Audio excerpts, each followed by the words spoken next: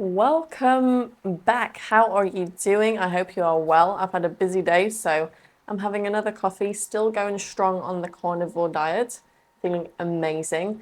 But today we are talking about training and how you really need to train to build some muscle. So I'm going to give you an example of something that if your goal is to build muscle, then you want to do the exact opposite of what this person is doing, okay? I'm not shaming this person. This person is training this way for a specific reason because she wants to maintain this model-like look, and that's great. But if you don't want to be frail and weak and fall apart when you're in your 40s, then you need to listen up and watch this video. Okay, so let me minimize myself here.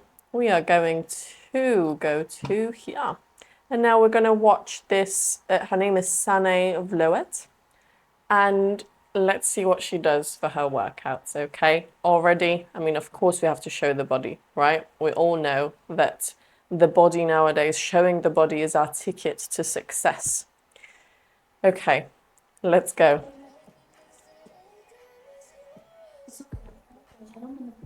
Okay, so this one, okay, she includes a lot of different Pilates movements, which is great.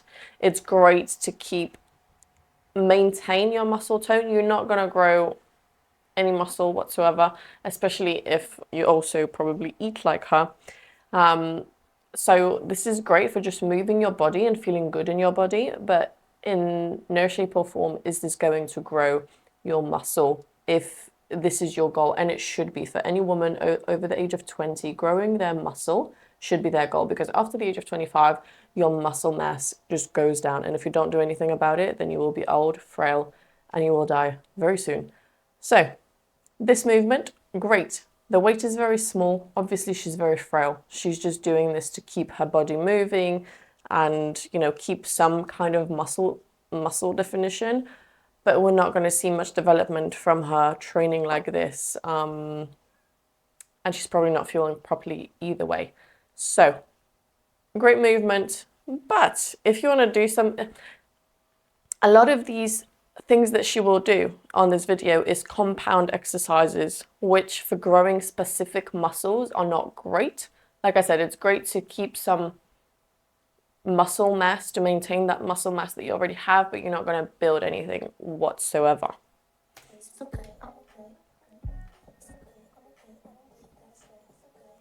Yeah, so you're not even really, when you come down and you do a crunch, there's no way of you really engaging that core properly, because you're not going through the full range of motion of stretching your core, so bringing yourself out, and then crunching, so contracting that core.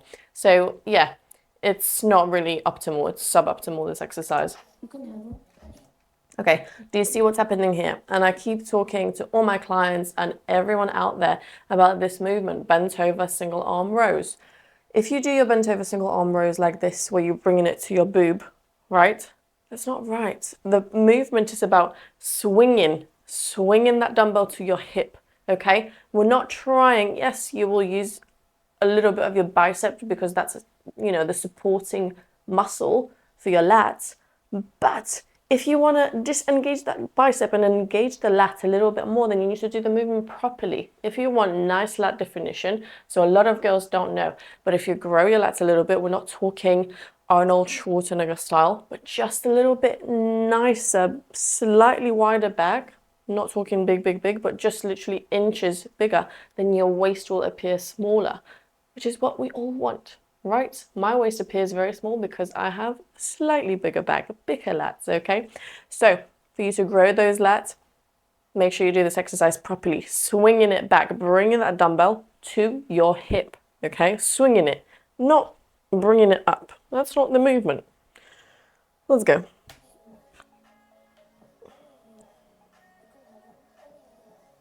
Okay, I mean, Pilates is great, right? Pilates is great for moving your body, and in some cases it can grow muscle and be challenging enough to grow your muscle, okay? But in a lot of cases, yeah, we think we're doing something, but we're not really doing much. If obviously if you're doing something like yoga or Pilates, where the goal is to just move your body and feel more in your body, maybe incorporate some flexibility, mobility into that routine, that's great, which we should all be doing, right? Our focus shouldn't only be on getting strong, but being more flexible, more mobile as well. But obviously, that should be a part of your regular strength training routine, right? So not only, I mean, you can probably grow muscle and keep a healthy physique by just doing Pilates, just doing yoga, okay? You can, but you need to make sure that it's intense enough. What she's doing here, it doesn't look intense enough for me. In a lot of these exercises, her face doesn't even show any emotion, doesn't even show that she's struggling, which some people, have that face when they're exercising, but she doesn't even seem to be sweating. So we need to challenge ourselves. Oftentimes I see people on these machines or doing some random core exercises in the gym, and they'll just get the exercise out of the way. They've not really exhausted themselves and they finish. Like, do you expect to see any results when you've not really challenged yourself? No.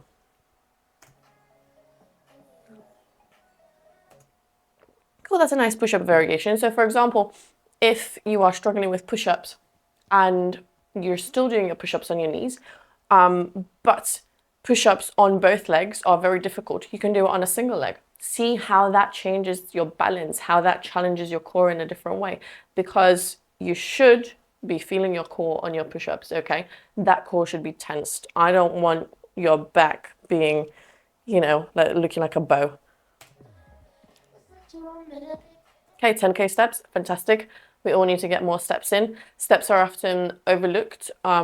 We need to be getting more steps than we are in a day. Apologize my hair, I look a mess today, but we are rolling on anyway.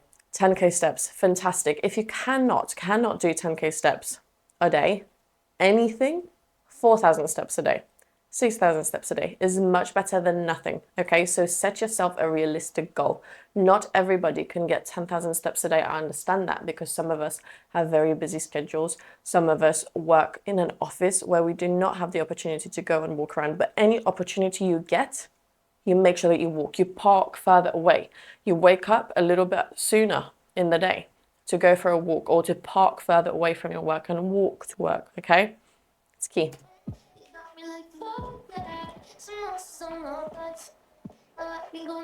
Okay, legs and booty strength Friday.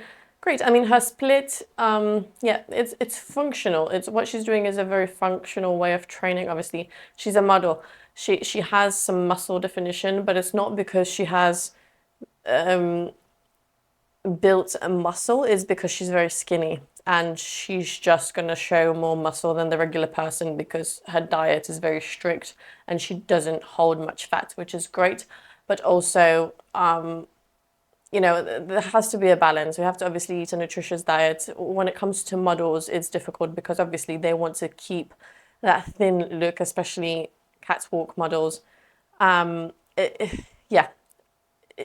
If you're a regular person, you're a regular woman who wants to just be strong and healthy, this is not the look that you should be going for, okay? You can look much better than this and you will feel stronger and you will feel healthier. And looking like this, I just do not, I don't advertise it ever. I don't recommend it. I've been there myself.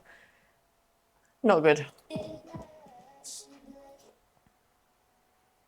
Saturday arms and core, Pilates, again, some kind of Pilates style workout. I mean, she's got these tiny little weights. Obviously, she doesn't have big arms. So even with these weights, she'll probably get a little bit of a burn. But again, we're doing some weird compound exercises where we're doing a bicep curl and a tricep kickback in this bear position, which, yeah, great. We're hitting different areas of the body, but really the most optimal way to target your muscles is to target each muscle separately or via compound exercises in the gym, such as, barbell squats, deadlifts, bench press, bent over rows. That is the best way to get a full body workout that will strengthen your full body. This is more of a functional workout that helps you work on your balance, maybe a little bit of core stability, But really, after a while, this is going to get very, very easy, and you're not going to get much benefit from it other than maybe, you know, it will lift your mood and you'll feel a bit better.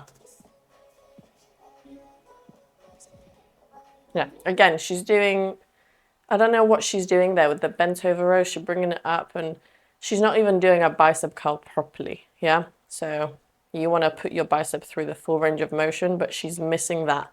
So very suboptimal.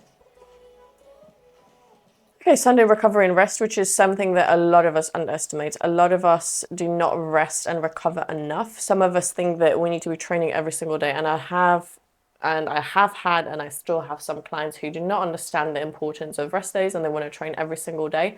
And when I give them a program, they'll still somehow on an active recovery day will come in, regardless of what I've said, and they will hit random muscles on random machines in the gym, which absolutely defeats the purpose. If we are doing that, then we are either you're messing with me and you're telling me that you're training hard enough, but you're not because you're coming in and you're still training, or you are just overtraining because you're still coming in training when you're sore.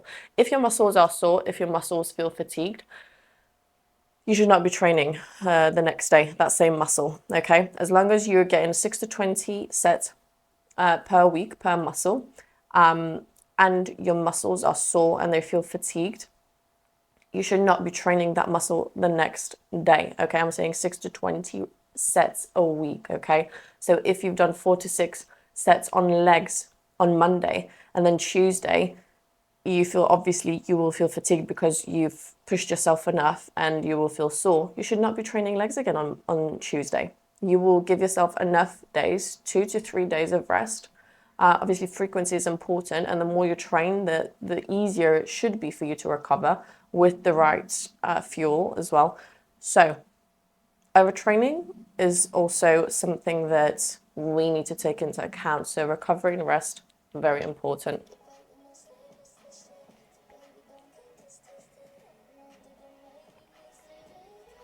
Yeah, saunas.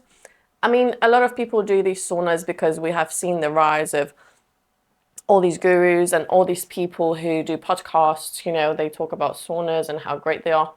They're fantastic if you have the time. If you do not have the time, I'd rather you do a workout, rest and recover properly, fuel your body, prep your food properly, as opposed to go in and sit in a sauna for an hour.